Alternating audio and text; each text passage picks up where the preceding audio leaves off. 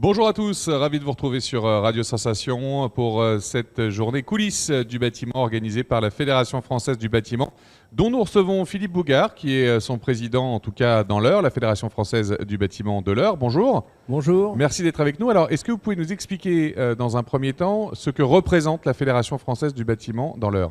Alors la Fédération française du bâtiment, c'est un syndicat patronal avec 550 adhérents et 4500 salariés. Sur l'ensemble du département, on représente tous les corps de métier, du bâtiment, du gros œuvre au second œuvre, en passant par les travaux publics. Et alors, il n'y a pas de limite de taille pour adhérer à la Fédération française du bâtiment. Ça va de très petites entreprises aux grandes. Tout à fait. Nous sommes de l'artisan seul jusqu'à l'entreprise de 200-300 personnes. Et nous sommes la fédération représentative dans tous les secteurs et dans toutes les tailles du bâtiment. Les coulisses du bâtiment c'est une journée qui est organisée par la Fédération française du bâtiment, notamment ici dans l'Eure. Quelle a été votre volonté pour instaurer cette journée ? Alors, c'est une journée nationale.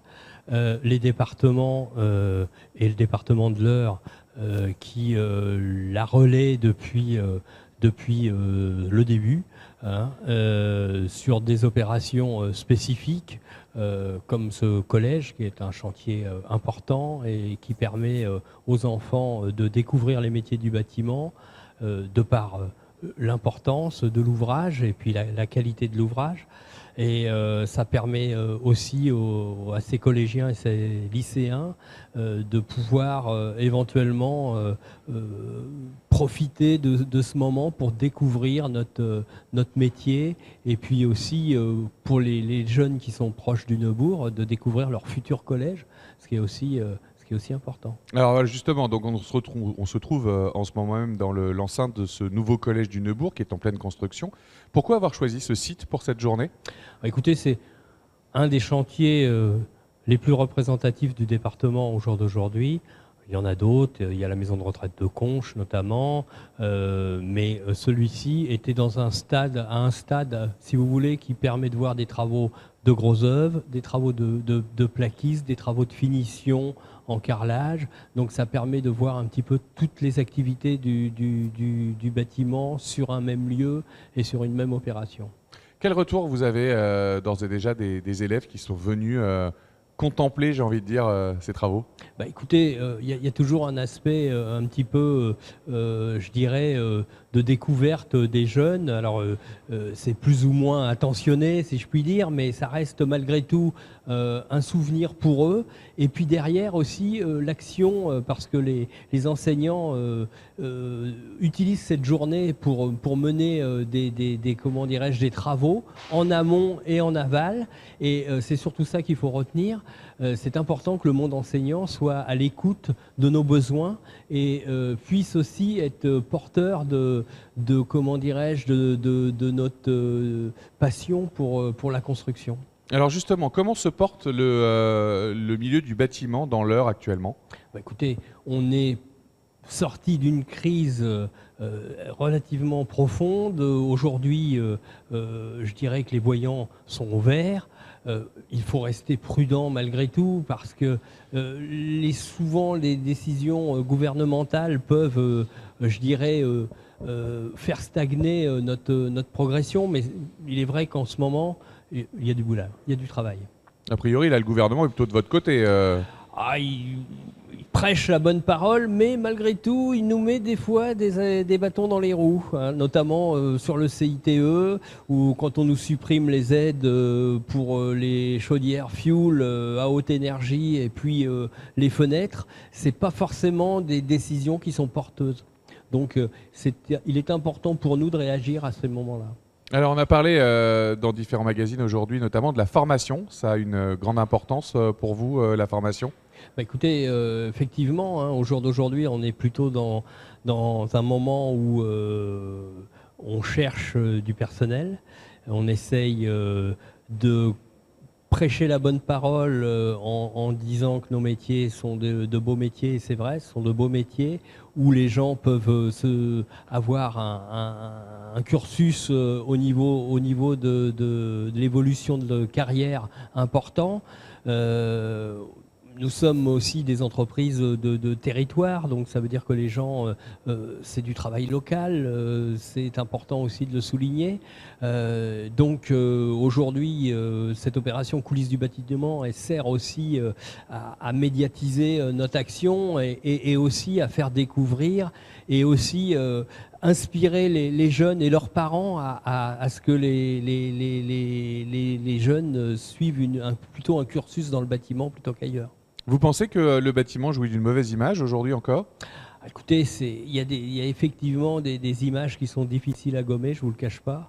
Vous avez pu voir aujourd'hui, en ayant fait le tour de ce chantier, que on travaillait quand même dans des conditions relativement agréables. On est soutenu au jour d'aujourd'hui avec du matériel qui soulage, je dirais, les compagnons.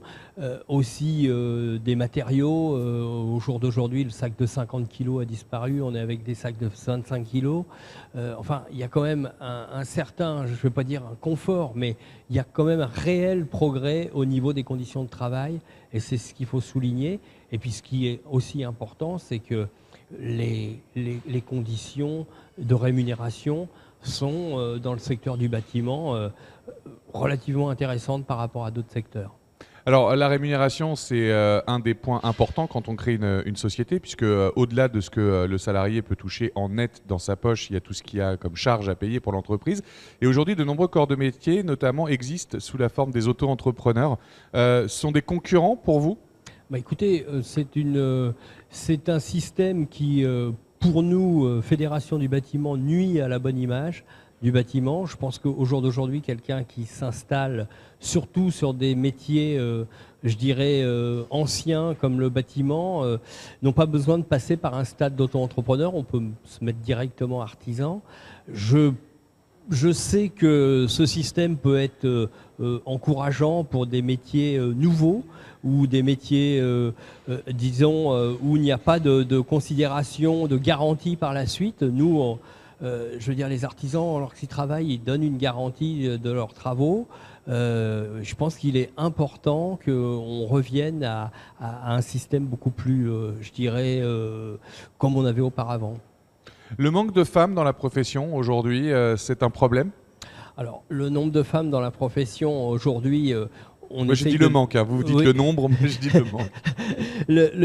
C'est vrai que les métiers du bâtiment restent, je dirais, des métiers souvent à consonance masculine, hein, on va être clair. Mais par contre, on a quand même tous les métiers de finition qui peuvent intéresser les femmes.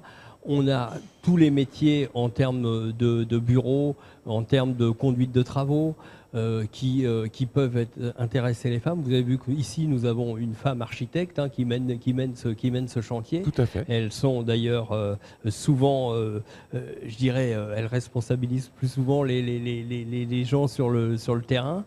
Et ça reste aussi quelque chose que l'on doit persévérer. On doit persévérer pour ouvrir nos métiers aussi aux femmes et rendre le métier plus accessible, c'est clair. Alors en économie, on dit que quand le bâtiment va, tout va, c'est vrai ? C'est vrai, c'est vrai. C'est vrai, c'est un vieil adage, mais ça reste un adage sûr.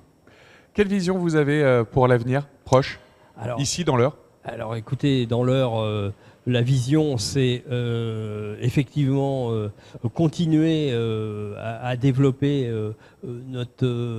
pour la fédération, en tout état de cause, à développer notre métier et puis à le faire connaître et à mieux le faire connaître.